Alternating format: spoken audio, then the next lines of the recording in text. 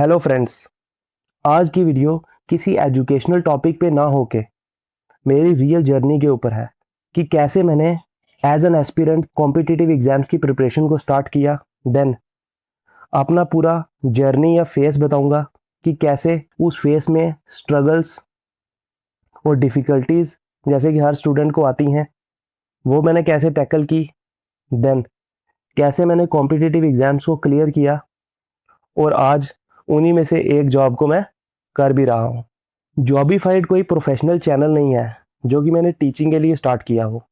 Teaching के लिए आपको यूट्यूब पे और भी बहुत सारे चैनल मिल जाएंगे, लेकिन एक्चुअल मेंटरशिप आपको वही बंदा बता सकता है जो उस रास्ते पे चला हो, क्योंकि जो उस रास्ते पे चला होगा वही आपको उस जगह जाने की डायरेक्शन बताएगा कि कैसे आपने उस कॉम्पिटिटिव एग्जाम को अप्रोच करना है और कैसे उसको क्लियर करना है। सबसे पहले बात करते हैं कि मैंने कौन कौन से एग्जाम्स को क्लियर किया। बात है 2016 की, जब मैंने बीटेक सिविल का मैं एक स्टूडेंट हूँ। जब मैंने बीटेक सिविल इंजीनियरिंग को कंप्लीट किया, देन उसके बाद मैं कॉम्पिटिटिव एग्जाम्स की प्रिपरेशन को लग गया। 2016 के बाद 2020 तक कंटिन्यूसली मैं कॉम्पिटिटिव एग्जाम्स देता रहा हूँ। 4 साल सिर्फ फेलियर, ना कोई कॉम्पिटिटिव एग्जाम क्लियर हुआ और ना ही कोई जॉब लगी। काफ़ी डिफ़िकल्ट फेस हो जाता है, घर की तरफ से भी प्रेशर होता है और जो सराउंडिंग है वो भी आप पे एक्सटर्नल प्रेशर क्रिएट करते हैं। ऐसे में आपको सर्वाइव करने के लिए मोटिवेशन का होना बहुत ज़रूरी है, लेकिन वो मोटिवेशन आपको किसी भी वीडियो या चैनल से नहीं मिलेगी, बल्कि आपको सेल्फ मोटिवेशन पे काम करना पड़ेगा कि आप अपने आप को आपको सेल्फ मोटिवेट करना पड़ेगा कि हाँ, मैं ये कॉम्पिटिटिव एग्जाम को क्लियर कर सकता हूँ। अगर आप में ऐसी मोटिवेशन आ जाती है तो आप इजीली अपनी प्रिपरेशन को कंटिन्यू रख के किसी भी कॉम्पिटिटिव एग्जाम को क्लियर कर सकते हैं। सबसे पहले बात करते हैं कि मैंने कौन से एग्जाम्स क्लियर किए। सबसे पहले 2020 में कोविड के टाइम पे, 2018 बार बार लिखने हो रहा है, 2020 में एसबीआई क्लर्क का एग्जाम क्लियर किया। देन 2020 में ही बैंक पीओ का एग्जाम क्लियर किया। देन अकाउंट्स असिस्टेंट का एग्जाम क्लियर किया और इन सब में 3-4 साल जॉब करने के बाद फाइनली मैंने जूनियर इंजीनियर का एग्ज़ाम जो है वो क्लियर किया। क्योंकि जैसे कि मैं एक सिविल इंजीनियरिंग का स्टूडेंट था, तो मैं आपको अपनी जर्नी बता रहा हूँ कि सबसे पहले मैंने इंजीनियरिंग की कॉम्पिटिटिव एग्ज़ाम की प्रिपरेशन ही स्टार्ट की थी, लेकिन कोई भी कॉम्पिटिटिव एग्ज़ाम क्लियर नहीं हो पा रहा था और जिसके लिए मैं फोकस कर रहा था वो एग्ज़ाम जूनियर इंजीनियर का, उसकी पोस्ट भी नहीं आ रही थी स्टेट में। उसके बाद मैंने स्विच कर दिया और बैंकिंग की प्रिपरेशन करना स्टार्ट कर दी। देन कुछ देर प्रिपरेशन करते करते करते करते काफ़ी टाइम कंज्यूमिंग प्रोसेस होता है। एक बार फेलियर हुआ, 2 बार फेलियर हुआ, कभी प्री निकलता था तो मेंस नहीं निकलता था, मेंस निकलता था इंटरव्यू में रह जाता था।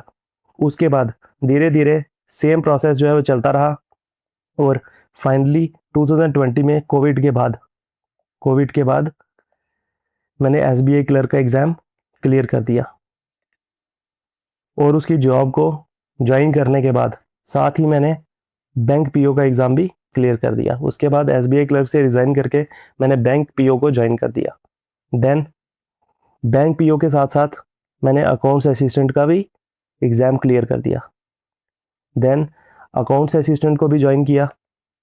उसके बाद प्रिपरेशन जो है वो कंटिन्यू रखी और एक बार स्टेट में जो है जूनियर इंजीनियर्स की भी वैकेंसी आ गई। तो उसके बाद मैंने फिर से जो स्टार्टिंग में मैं 2016 से लेके 2018-19 तक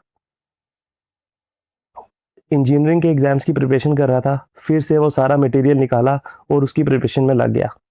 अकाउंट्स असिस्टेंट के साथ जॉब के बाद घर में आना और उसके बाद उसकी प्रिपरेशन करना, इसके लिए काफ़ी सेल्फ मोटिवेशन की ज़रूरत पड़ती है और उसी एग्ज़ाम को मैंने कंटिन्यू रखा, उसकी प्रिपरेशन को, और उसके बाद फाइनली मैंने जूनियर इंजीनियर का भी एग्ज़ाम जो है वो क्रैक कर दिया। क्रैक करने के पीछे ये मकसद नहीं है कि आपको मैं बताऊं कि मैंने कितने एग्ज़ाम्स क्रैक किए। ये कोई लाइक्स बढ़ाने या फिर मोटिवेशनल वीडियो नहीं है। ये बस मैं आपको रियल जर्नी बता रहा हूँ कि मैंने जॉबिफाइड चैनल स्टार्ट क्यों किया। ये चैनल कोई अर्निंग के लिए स्टार्ट किया हुआ चैनल नहीं है, बल्कि ये मेरा पैशन है। क्योंकि जब मैं कॉम्पिटिटिव एग्जाम्स की प्रिपरेशन कर रहा था तो कोई भी मेरे पास डायरेक्शन नहीं थी कि किस चीज़ की स्टडी करनी है और कैसे करनी है। इसलिए मैंने तभी सोच लिया था कि मैं एक मेंटरशिप चैनल या फिर काउंसलिंग समथिंग कुछ ऐसा स्टार्ट करूंगा जिससे मैं गाइड कर सकूं एस्पिरेंट्स को कि उनको किस डायरेक्शन में जाना है। इसलिए जॉबिफाइड चैनल जो है वो स्टार्ट किया गया है। हाँ, थोड़ा सा टाइम लग गया स्टार्ट होते हुए, थोड़ा तो नहीं, बहुत काफ़ी ज़्यादा ही टाइम लग गया। अब मुझे 4-5 साल हो चुके हैं जॉब करते हुए, और अभी मैं इस चैनल को स्टार्ट कर रहा हूँ ताकि मेरी तरफ से जितनी भी हेल्प हो सके किसी भी एस्पिरेंट की, उसको सही डायरेक्शन चुनने में और कॉम्पिटिटिव एग्जाम के सिलेबस को कंप्लीट करने के लिए जितना भी मुझे आता है। मैं कोई प्रोफेशनल टीचर नहीं हूँ जो आपको बताऊंगा कि मैं हर एक टीचिंग की आपको वीडियो देता रहूँगा और बेस्ट टीचिंग वीडियो दूंगा, ऐसा कुछ भी नहीं है। मैं कोई प्रोफेशनल टीचर नहीं हूँ, जस्ट एक मेंटर हूँ। इसलिए टीचिंग के लिए आपको और भी काफ़ी चैनल मिल जाएंगे। मैं बस सिर्फ आपको एक डायरेक्शन दे सकता हूँ, और जितना मैंने समझा है, जितना मैंने पढ़ा है, जिससे मैंने कॉम्पिटिटिव एग्जाम्स को निकाला है, मैं बस आपको वो गाइड कर सकता हूँ। और वही मैं कर रहा हूँ। अभी मैंने कंटिन्यू किया है क्वांट की सीरीज़ के साथ कि जितना मुझे क्वांट आता है, जितना मैंने 4-5 साल लगा के कॉम्पिटिटिव एग्जाम निकालने से पहले इन टॉपिक्स को पढ़ा है, वो सारे जितने भी टॉपिक्स, जितने भी चैप्टर्स और जितने भी सब्जेक्ट्स हैं, वो मैं कोशिश करूँगा कि जॉबिफाइड में आपको भी पढ़ा सकूँ और आपको एक डायरेक्शन दे सकूँ, गाइड कर सकूँ कि कैसे कॉम्पिटिटिव एग्ज़ाम को टैकल करना है। क्योंकि ये कोई हार्ड वर्किंग अप्रोच नहीं है, बल्कि एक स्मार्ट वर्क की अप्रोच है। आप कभी भी एग्ज़ाम को हार्ड वर्क से क्लियर नहीं कर सकते। हाँ, हार्ड वर्क ज़रूरी है, लेकिन सिर्फ हार्ड वर्क से नहीं कर सकते। आपको स्ट्रेटजीज़ बनानी पड़ेंगी। वही स्ट्रेटजीज़ हम इस वीडियो में तो नहीं, इस चैनल पे आगे आने वाली वीडियोज़ में देखेंगे कि कैसे स्मार्ट स्ट्रेटजीज़ हम बनाते हैं, जो कि हमें हेल्प करेंगी किसी भी कॉम्पिटिटिव एग्ज़ाम को टैकल करने के लिए। क्योंकि हार्ड वर्क से क्या होगा कि आप पूरा सिलेबस तो पढ़ लोगे, लेकिन एक्चुअल में वो जो 2 घंटे हैं, जो डिसाइड करते हैं कि आप वो कॉम्पिटिटिव एग्ज़ाम को क्लियर कर पाओगे या नहीं, वो बहुत क्रूशियल हो जाते हैं। उसके लिए आपको साल 2 साल पहले ही स्ट्रेटजी बनानी पड़ती है कि कैसे आपने उन 2 घंटों को टैकल करना है। उसके लिए कुछ अप्रोचेज़ होती हैं, कुछ स्मार्ट टेक्निक्स होती हैं जो हम फॉलो करेंगे। क्योंकि आप सारा सिलेबस जो है वो कंप्लीट करके उसको रिमाइंड 2 घंटे में तो नहीं कर सकते। इसलिए आपको best of the best portion को ही सिर्फ पढ़ना पड़ेगा, जो कि आपको एग्ज़ाम में हेल्प करेगा कॉम्पिटिटिव एग्ज़ाम को क्लियर करने के लिए। बाकी ऐसे सिर्फ आप पूरी बुक पढ़ के चले जाओगे तो उससे एग्ज़ाम क्लियर नहीं होता। ये स्ट्रेटजीज हम आगे देखेंगे। बाकी क्वांट में मैंने जितना भी नॉलेज गेन कर सका हूँ अपनी तरफ से, वो सारी मैं ट्राई करूँगा कि आपको भी जो है वो पास ऑन कर सकूँ।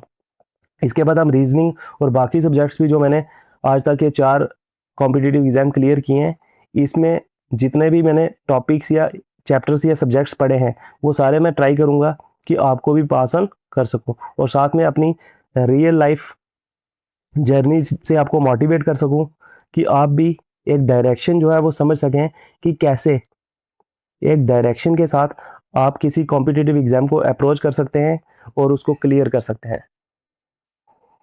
बस यही आज की जर्नी थी मेरी कि कैसे मैंने 2016 में कॉम्पिटिटिव एग्ज़ाम की प्रिपरेशन अपने बीटेक के बाद स्टार्ट की, और उसके बाद 2020 में मैंने अपना फर्स्ट जो एग्ज़ाम है वो क्लियर किया 2020 में। उसके बाद देन 2020 में एक और एग्ज़ाम क्लियर किया, देन 2021 में, और लास्ट मैंने 2024 में अपना लास्ट एग्ज़ाम क्लियर किया, और अभी मैं जॉब कर रहा हूँ। कॉम्पिटिटिव एग्ज़ाम सिर्फ इंटेलिजेंस का गेम नहीं है, बल्कि कंसिस्टेंसी का गेम है। आपको डेली प्रैक्टिस करनी पड़ेगी, स्टडी करनी पड़ेगी टॉपिक्स की, तभी जाके आप कॉम्पिटिटिव एग्ज़ाम को क्लियर कर सकते हैं। डेली आपको अपने आप से, पिछले दिन से अपने आप को इम्प्रूव करना पड़ेगा। उससे आप क्या करोगे कि जो ये कॉम्पिटिटिव एग्ज़ाम में हम लिस्ट देखते हैं एप्लीकेशंस की, 2 लाख, 10 लाख, 20 लाख, वहाँ पे अपनी जगह बनाने के लिए आपको सेल्फ मोटिवेशन और सेल्फ इम्प्रूवमेंट की ज़रूरत पड़ती है। मतलब कि आपको कल से अपने आप को इम्प्रूव करना पड़ेगा, तभी आप जाके इन एग्ज़ाम्स को टैकल कर सकते हैं। रिज़ल्ट कभी भी इंस्टेंटली नहीं आते, कभी कभी आपको 1 साल लग सकता है, कभी कभी 2 साल लग सकते हैं। इसलिए कभी भी डीमोटिवेट नहीं होना, अपने आप को सेल्फ मोटिवेशन हमेशा प्रोवाइड करते रहना, ये बहुत ज़रूरी हो जाता है। क्योंकि जब आप किसी भी कॉम्पिटिटिव एग्ज़ाम की प्रिपरेशन कर रहे होते हैं, जैसे किसी भी कॉम्पिटिटिव एग्ज़ाम की आप प्रिपरेशन कर रहे हैं, उस टाइम क्या होगा कि एक्सटर्नल आपको सिर्फ प्रेशर ही मिलेगा, हर जगह से, घर से, सराउंडिंग से, हर जगह से सिर्फ आपको एक्सटर्नल प्रेशर ही मिलेगा। उस प्रेशर को झेलना और उस प्रेशर के साथ साथ पैरेलल होके अपनी स्टडी को कंटिन्यू रखना और अपने आप को मोटिवेट करना बहुत बड़ी बात होती है। लेकिन इसको सीखना भी आपको आना चाहिए, ये एक आर्ट है जो कि हर एक एस्पिरेंट को आना चाहिए, तभी आप कॉम्पिटिटिव एग्ज़ाम को क्लियर कर सकेंगे। आज की वीडियो को यही एंड करते हैं। आगे आने वाली वीडियोस में हम जितना भी हो सके, जितनी भी मेरी नॉलेज है इन सब्जेक्ट्स के ऊपर, क्वांट, रीजनिंग या बाकी जितने भी सब्जेक्ट्स हैं जिन पे भी मेरी थोड़ी बहुत कमांड थी, उसको आपको पास ऑन करने की ट्राई करूंगा। और उसके अलावा एक और बात कहना चाहता हूं कि ये सिर्फ एक मेंटरशिप चैनल है जो कि आपको डायरेक्शन देने के लिए बनाया गया है। इसलिए अगर आपको कोई भी गाइडेंस, मोटिवेशन या फिर कॉम्पिटिटिव एग्ज़ाम के रिलेटेड कोई भी परेशानी आती है, तो आप इस चैनल को जो है ज्वाइन कर सकते हो, जिसमें हम मिल के साथ में स्टडी करेंगे, एक डायरेक्शन की तरफ बढ़ेंगे और ट्राई करेंगे कि आप में से मैक्सिमम लोगों का या फिर हर एक बंदे का कॉम्पिटिटिव एग्ज़ाम जो है क्लियर हो सके। Thank you friends.